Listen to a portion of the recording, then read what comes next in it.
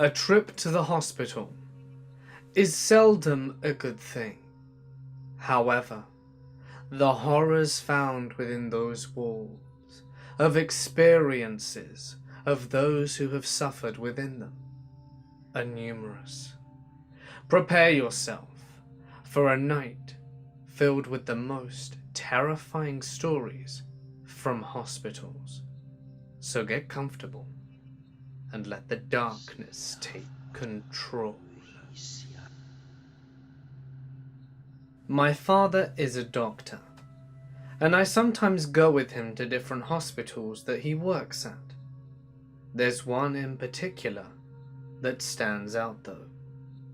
This hospital used to basically be a death camp for people that got tuberculosis. They'd send them there for fresh air, to heal them, and they'd die because there wasn't any real cure.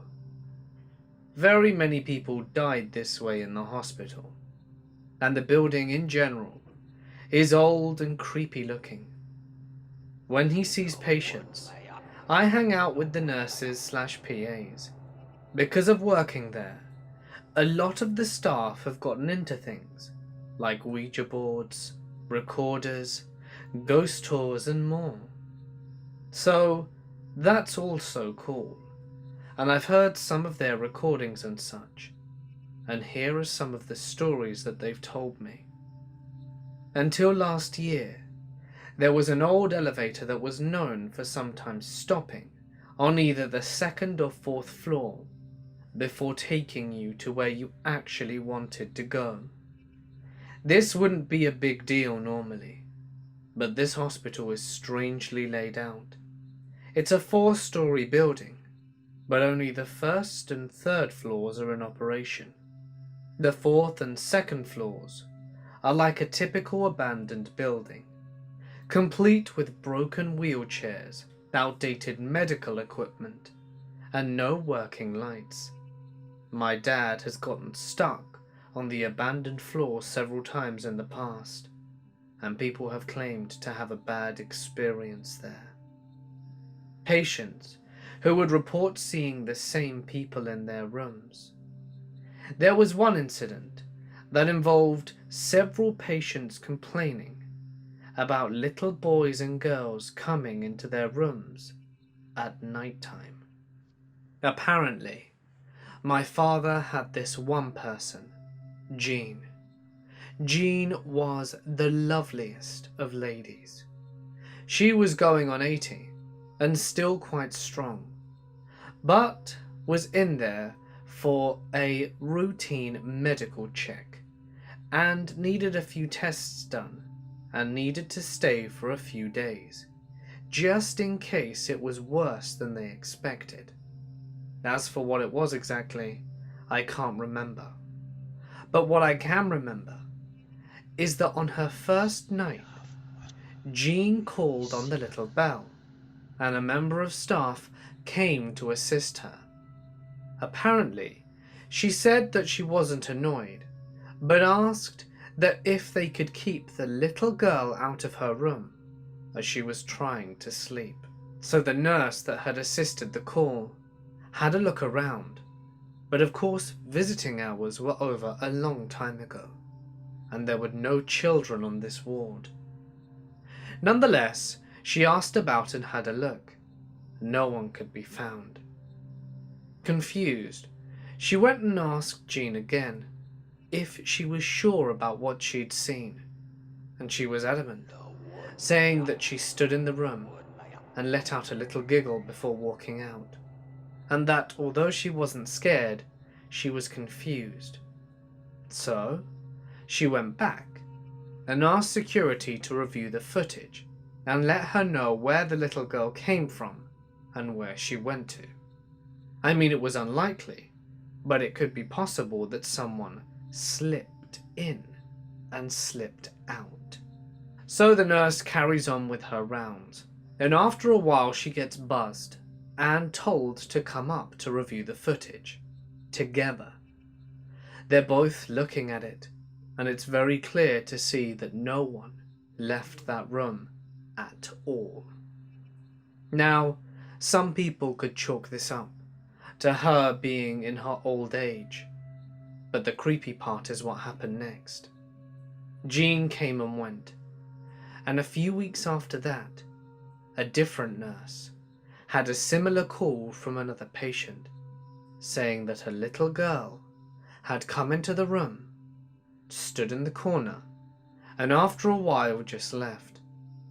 This patient, however, was profoundly more creeped out than Jean, and when she asked the nurse about it, she again had a check, asked around, and that's when the stories started to correlate.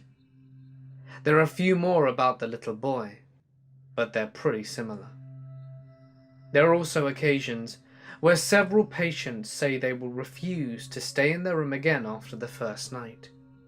Most of us attribute this to not only seeing the ghosts of the children, but the feelings they get when they don't see them. People also hear screams and children's laughter emanating from their rooms or the grounds. Needless to say, they are all very confused and very scared. Finally, the hospital has such a reputation that a horror movie was filmed on the 3rd floor, and staff kept noticing noises that were messing up the filming coming from upstairs. They went downstairs and asked the staff to tell the nurses on the 4th floor to quiet down. No one had worked on the 4th floor in a very long time. I'm a paramedic. One day, I brought a guy to the hospital who had a single strand from a metal dog hairbrush embedded in his hand. Probably not even worth calling me out. Should have got a cab to the hospital, but hey. Basically, about an inch-long metal splinter. Very thin, very metal. Stuck in the palm of his hand. There wasn't any of it sticking out. Now everyone knows this is an easy one. Get some metal pliers, make a small incision just to get the end of the splinter, and literally pull the thing out without snapping it. Bit of antiseptic wipe and a plaster. 5-minute job. Only bother with local anesthetic if the patient is a screamer. No problem. Leave the junior doctor with the guy. I had to get back on the road, but I heard the rest from the guys next time I was in. Apparently, support staff came back to the room after 20 minutes as the doc wasn't out yet. And it turns out the doc had taken a scalpel and had hacked about an inch squared of the guy's hand out, to try and get the splinter enough to pull it out with just his fingers. When the doctor's fingers kept slipping on the splint, which was covered in blood, he literally hacked out more and more flesh just to try and get a better handhold of it.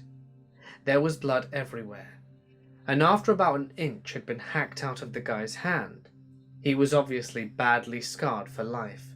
Over just nothing. A stupid splinter. Okay, not massively horrific, but the thing that gets to me is they are all strictly told by a senior to not tell the guy or anyone what a complete dog's dinner the whole event had been, and that the guy was really thankful to the dog and even sent a thank you card written like a 3-year-old because his hand was so messed up. All the junior doctor's colleagues were really supportive of the doctor, who had a real shrug your shoulders, who cares about a person's life attitude. For some reason that just sticks with me. There was no remorse whatsoever from the doctor. What a dick. Do your job. Working in a community memory clinic, I go to do a home visit to assess a patient who had been referred to us. It's a man in his 70s with some kind of chronic lung disease. I forget what. Probably COPD, which meant he was on oxygen at home. He was more or less with it, only mild dementia. and the assessment was going pretty well. I was copying down a list of his current medication from a pile of prescription sheets, when suddenly I can smell smoke. I look up, and the guy is calmly smoking a cigarette, seemingly unconcerned about the fact that the cigarette is only a couple of inches away from his nasal oxygen tubes. Trying not to sound panicked, I ask him to put out the cigarette, which he obligingly does, but stubbing it out on the oxygen tank. Another case was in a child's psych ward. There was this extremely anxious teenage girl with recurrent sleep paralysis. She reported waking up in the middle of the night, unable to move, and being aware of several shadowy figures in her room, clustered around her bed and staring at her.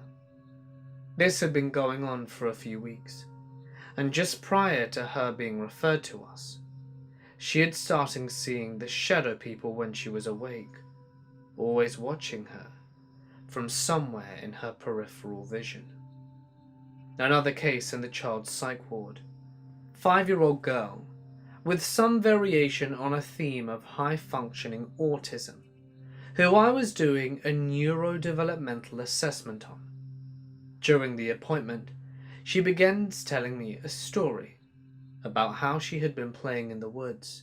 She got lost, and the shining people had found her and hidden her in the place under the hill. Her parents had gone looking for her, and the shining people had made a doll out of sticks and leaves, which they gave to her parents and made them think was her. There was something incredibly creepy about the way she told the story, particularly when I was playing along to see where this was going, and asked her how she escaped. And she looked at me straight in the eyes for the only time during the entire appointment and said, "I didn't." The last story is a high-security psychiatric unit on a night shift at around 4 a.m. We had a policy that the on-call doctor had to do twice nightly visual checks on all patients in seclusion rooms. Each door had an observation window, which had a cover to the outside that could be slid open to look into the room.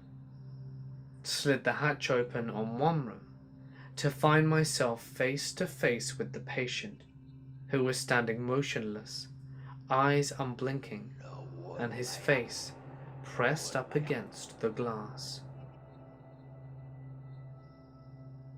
I've worked in a hospital for a while, and a lot of horrors come to mind. I once saw 2 patients die from bleeding through their carotid, a major blood vessel in the neck. Both had a recent tracheotomy, and an infection slowly ate the blood vessel lining until it burst open. Truly some gory stuff. I didn't see this one, but heard about it multiple times. A suicidal patient managed to commit suicide by carefully observing the staff schedules, and did it right after the evening shift went home, so only the night staff were there. He used the TV power cord and put himself on his knees until he died. But that was not the worst. To make sure the staff would be delayed as much as possible, he spread shit all over the room, and especially around himself. All I can say is that in the end, he succeeded. Another incident. Confused patients can be creepy too, saying things like, "Please don't let them take me," or "Who's that behind you?" while only you and the patient are in the room. You get used to it, and manage to even comfort the patients after a while, but sometimes it leaves me wondering. I've also heard a lot about people saying that patients feel their death is coming. I've stopped counting how many patients told me things like, "I'm most likely not going to be here tomorrow, so thanks a lot for your care. I really appreciate it." Or, "I'm going to die tonight. I know it, only to die later on." Often when they say it, nothing's out of the ordinary with them, but they just know. How they know is something I probably won't find out until the end. Now, I'm not a believer in the supernatural, but some rooms in the hospital seem to be attracting death, and this happens in most units I can think of. It can be sometimes explained as these rooms have more facilities to accommodate the heaviest cases, both figuratively and literally speaking.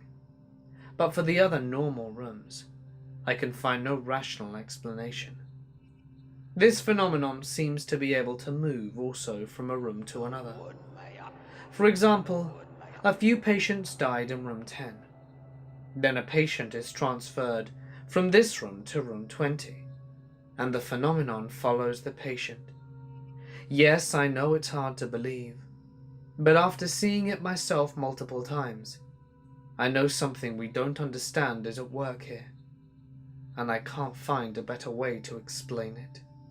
I recall in a hospital I used to work in, there was a department where the employees' break room was right next to the elevators.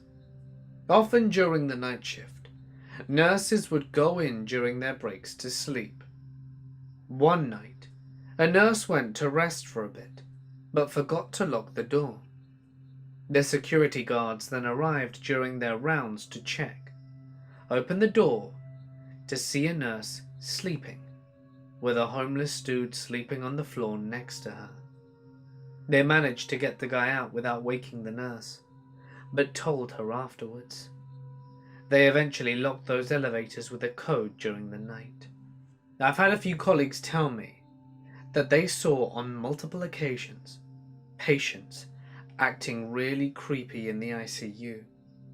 Often these were hyperactive delirium patients, like the patients were really slow in most of what they do, or didn't move at all, but they had their eyes wide open and fixed their gaze on whatever was in the room, or whoever, without blinking, sometimes grunting at them, some of them even saying that they looked like they were possessed. I believe that in 1 or 2 cases, families bought priests for exorcisms. Yes, it's not a joke, even doctors confirm this, and I don't remember if it worked though. I believe most of them eventually healed and were acting normal upon discharge. Another event is that elevators stopped by themselves at random floors, and on opening the doors, there wouldn't be a soul to be seen. I am an outpatient care manager. I've worked with a lot of people who have pretty significant histories of drug abuse, violence, erratic behavior, and a few people with murder convictions. For the most part, none of them fazed me too much. I've got all kinds of stories about the stuff that's happened with them, but I've only really had one client I've ever been afraid of. When he was new to the agency, I did his intake. He's a homeless guy in his early 60s, diagnosed with schizophrenia. He was currently living on the streets, and was open that he had serious issues with drugs. He talked about his violent outbursts. He would get angry and paranoid, and cut up other homeless guys he thought were out to harm him. While talking, I learned that he had been incarcerated previously for murdering his wife with a shotgun. He did so, in his account, because he was depressed and the voices told him to kill her. Again, none of this typically was out of the ordinary, but what scared me was his attitude. He described the murder without any prompting, in a graphic but almost literate way, during which he smiled blissfully, then finished by saying that after the murder was complete, he felt relieved, like a great heavy cloud lifted from his head. He was insightful about his symptoms, but didn't seem to care. Again, this was not the first person with a murder rap, nor the first with schizophrenia that I'd ever worked with, but he scared the shit out of me. It was an animal instinct, if anything. After that, he was assigned to me and I never really saw him again. Last I heard, he had left for his hometown, but I still see him around occasionally, or at least, I think I do. I don't know exactly how he got released after incarceration, but it was probably parole. The vast majority of people with schizophrenia are not dangerous or violent, and some of my most productive case management relationships were with people who had schizophrenia. I have a feeling this guy had something else going on. I've worked in mental health for over 10 years. On the adult unit, we had a young, 21 years or so, patient who presented as extremely mentally sound. His speech was clear, his hygiene was really intentional, and his answers to every question were appropriate. He was admitted around lunchtime. He ate his meal and then went to his room to take a nap. After about 10 minutes, he bursts out of his room, stark naked, and walks through the whole unit like a robot. He goes to the wall and pushes his front side of his naked body into the built-in called-up fire hose and yelled, "I have to recharge." I once worked with a pediatric patient who had set her house on fire by dousing her younger sister with gasoline and lighting her sister on fire. I don't know what ended up happening to the younger sister. She was in the ICU when the older sister was on the pediatric psych unit. Her effect was completely flat the entire time, yet she told jokes and talked constantly. She sang Taylor Swift's "We're Never Gonna Get Back Together" in the flattest tone I've ever heard, over and over. When I worked at a lockdown state facility for children, I worked with an 8-year-old who had shot and killed his younger sister. He was in our facility for over a year, unlike every other child there.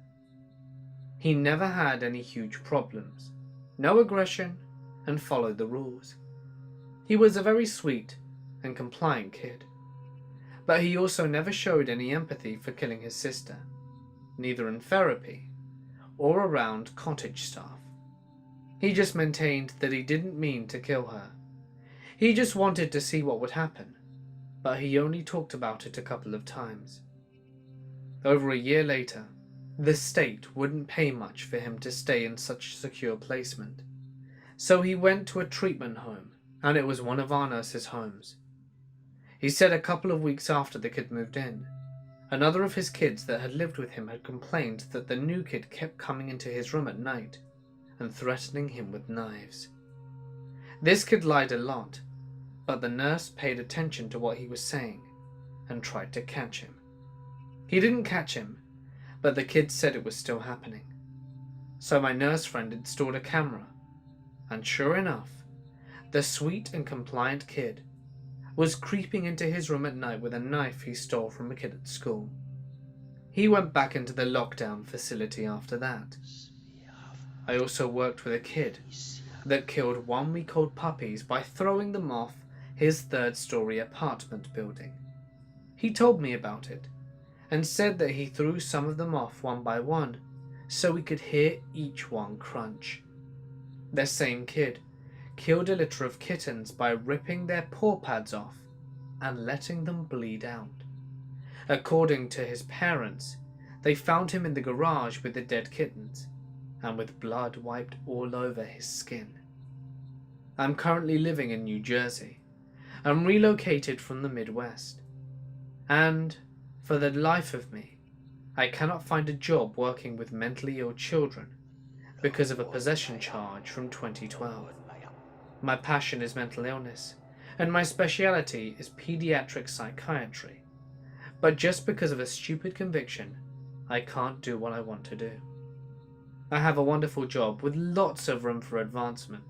Ironically enough, it's a specialty pharmacy, but I still wish that I could help those with mental health issues.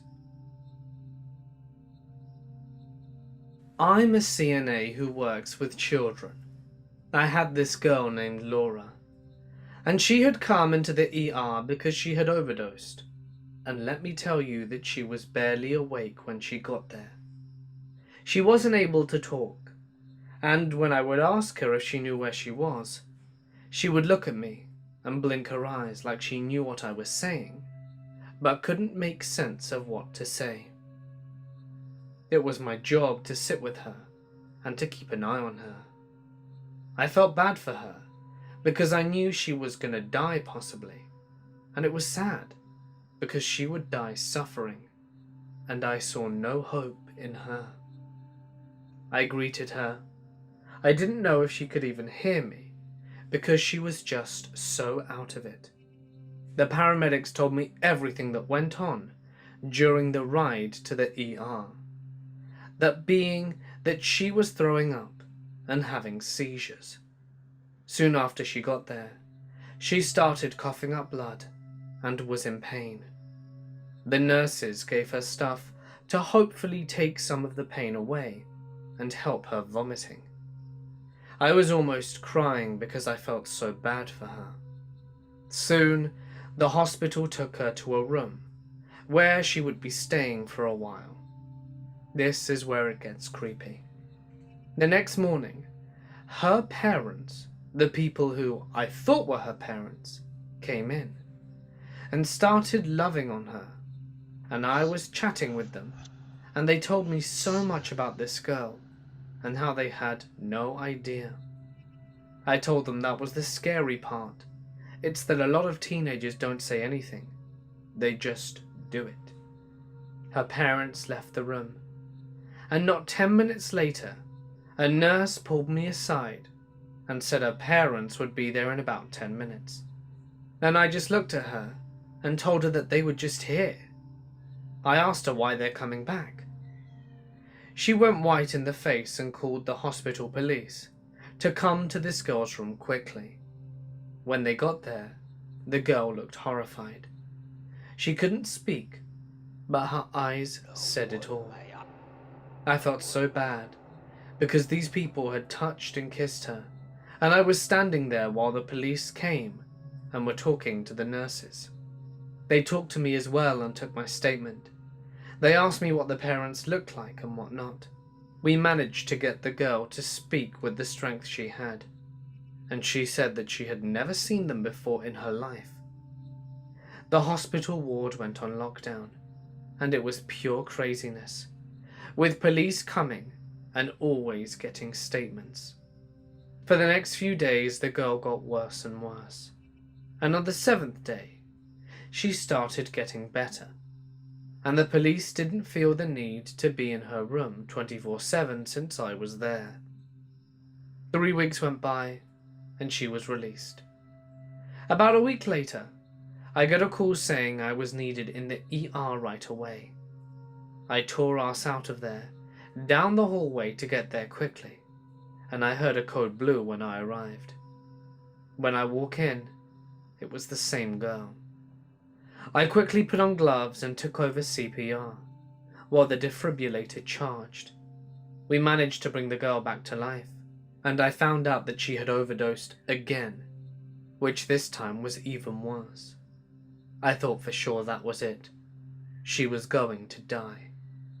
We got her to a room, and she was able to talk to us for about 2 days, and she was more alert and started telling me all about these people. She said they were her birth parents and that she was adopted when she was 3, so they wanted her back. And since she's a blogger, they found her blog, and she posted that she was in a local hospital, which I shall not name for privacy reasons. They knew where that was, and since they were her birth parents, they were allowed back. All said and done, She was there for 2 weeks, and those people never returned, and I don't know what happened to them. The girl's doing just fine now. She even came and visited me once and looked a lot better.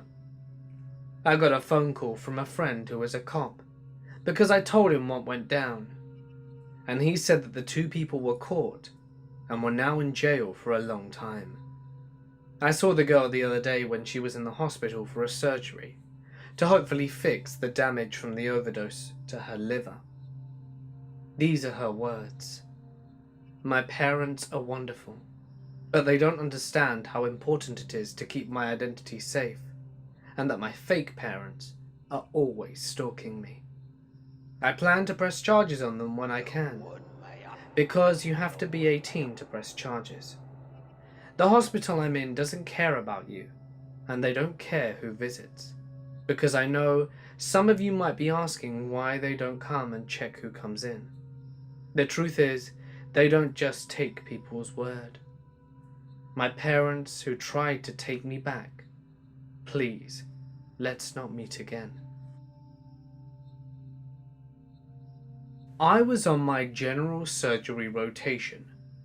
A man came into the emergency room with excruciating abdominal pain. He had been constipated for a few days. There's a term we use in medicine called rigid abdomen, and it describes the situation where the patient's abdomen is so screwed up that their muscles contract as hard as a board to try and reduce the pain. This guy had a rigid abdomen. He was adamant about not having a bag and almost refused an operation, but he would have died without it, and we finally got that fact through to him. So he signed his consent, and we took him to the operating room. I'm sure most of you have heard other stories about the insides of people, so I'll reassure you that it wasn't that bad. He was a thin but unfortunate man. We were pretty sure that when we made our incision, we'd find some gnarly looking bowel. We certainly didn't expect to see shit. Spoiler alert, we did. There was literally shit in this guy's abdomen. Everything was brown. Fecal matter was hiding in every crevice. There was also an apple seed. I remember that part very clearly. I never did get the full story, but it seems that he tried eating an entire apple to help with his constipation. We also found the sticker. It took more than an hour to wash everything out, but there was still a chance that he could die. That was the scariest shit I'd ever seen, and we managed to save him. I was an X-ray technician for years. At one point, I worked the night shift, and I worked alone. One night, I had to X-ray a homeless man who had hurt his shoulder or something. Anyway, I had rolled him into the room and parked him against the door opposite where the control panel was. I got some film and was walking back into the room towards the man, and he looked at me and said, "It's like watching an aquarium. You're surrounded." He went on to say I was surrounded by people and animals, and that I was also being watched by people from some native tribe that I've never heard of, and told me I should feel honored since they didn't follow just anyone. It was about 5 a.m, and this freaked me the hell out. For the only time in my life, I actually had that ice-cold feeling going down my spine. I know he was probably suffering from some mental issue, but isn't that just the type of person who does this? Weirdly, a year or so later when I was visiting San Francisco, I had a fortune teller stop me on the street and ask to do my reading. She said the same thing, that I was surrounded. So this happened about 2 years back, in paramedic training. So I live in an area that doesn't have too many people. Statesboro, Georgia. I'm doing training, learning how to insert a tube inside someone to help them breathe, which was very hard because you have to do it right. Otherwise, you could end up hurting someone instead of helping them. And I was sleepy. I was driving home when I get a call from my cousin Austin. He was saying his girlfriend had fainted, and I thought, great, now I have to go and check on her and make sure that she's okay. Because fainting can be harmless, but in other times, people mistake fainting for something more serious. Now you need to know that Austin lives in the dead middle of nowhere, so I wasn't happy about going to his house, and around midnight on a full moon, because I read a lot of horror stories, and in the back of my head, I thought this wasn't going to end well. As for those of you who don't know about the full moon theory, it's where the full moon is out for some reason, and it makes people feel like they're sick when they're really not. Now, I'm not sure if this is true or not, but it seems like the ER was always more full during the full moon. I was about 5 minutes away when I pulled up to the gate and the start of the driveway. I went up with my brights on and was going slow so that I could see.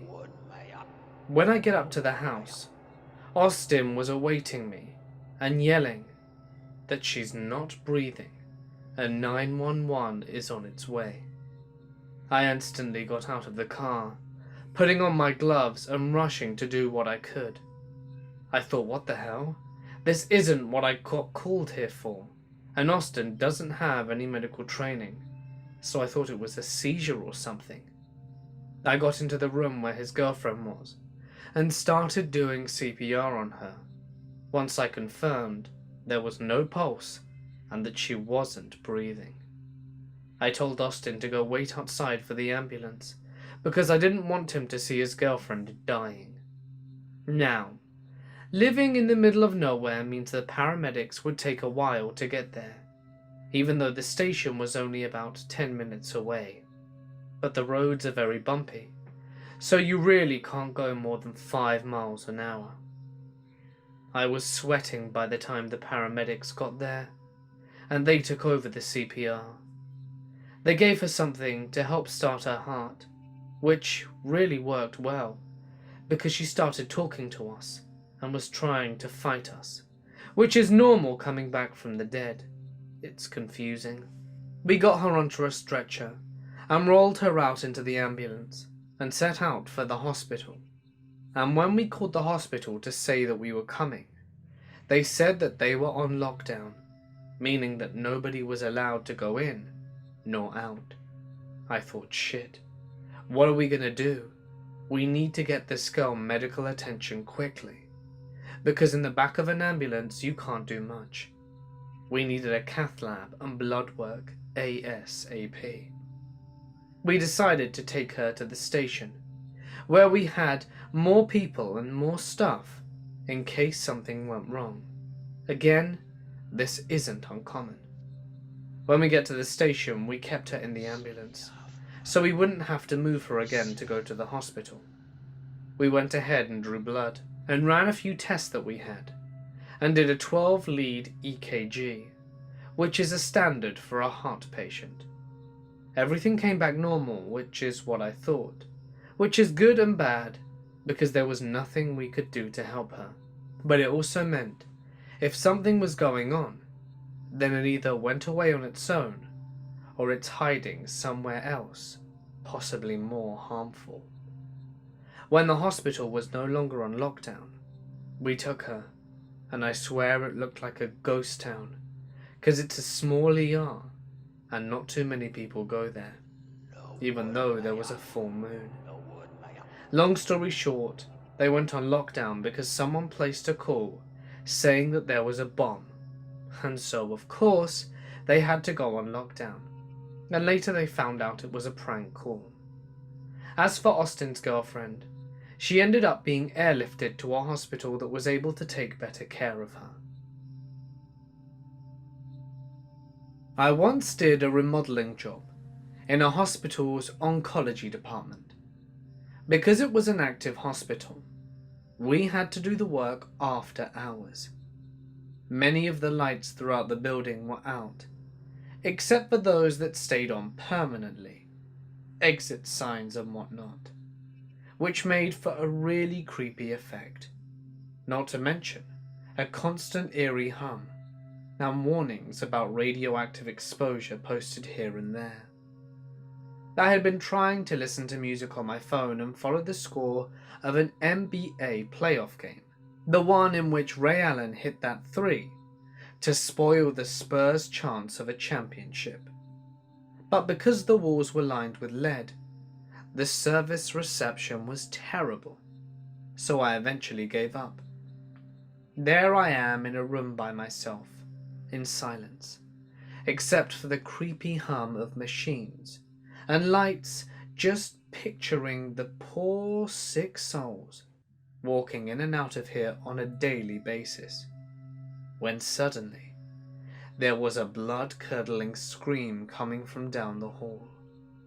I was so scared shitless that I froze for a second. I thought surely I imagined it, because the hospital was closed. But then it came again, this time closer to where I was. So I looked around for possible weapons, of which I only had a razor knife. I grabbed it and slowly exited the room, and the scream came again. This time I could tell it was really close to me, and it was followed by laughter, and sounded like more than one voice. Now my intense fear is turning into confusion, and finally, the source of the screams comes into view. It was the cleaning crew, of about 3 to 4 teenagers. They had been goofing off, and apparently didn't think anyone else was there. The brownness in my pants, though, surely wasn't appreciated after their antics. Hey guys, it's Mort here, and thank you so much for listening. Hospitals are certainly creepy places. Definitely not places I enjoy spending extended amounts of time at. I hope you enjoyed the video, and if you did, please consider dropping a like and leaving a comment, as it goes a long way. I do post every single night to ensure that you have your spooks waiting for you when you go to sleep. So don't forget to hit the subscribe button, the little bell icon, and tune in tomorrow for even more horrors. If you have a story that you would like me to share on the channel, feel free to send it to my email or drop it in my Reddit. Either's fine. Just make sure the paragraph include punctuation and add lots of detail, as these are key factors when deciding whether to read a story or not. But anyway, for now guys, I'm gonna sign off. Stay awesome, and I'll see you in the next one.